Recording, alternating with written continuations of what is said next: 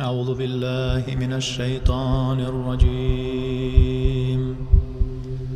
بسم الله الرحمن الرحيم.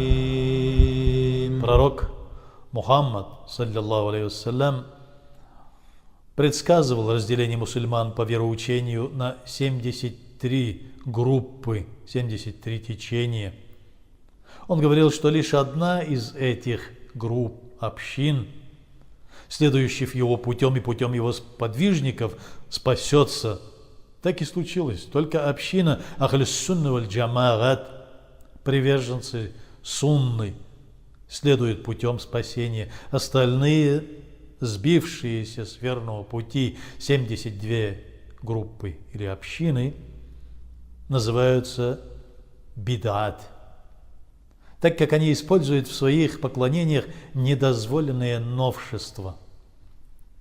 Последователи ни одной из этих групп не являются кафирами.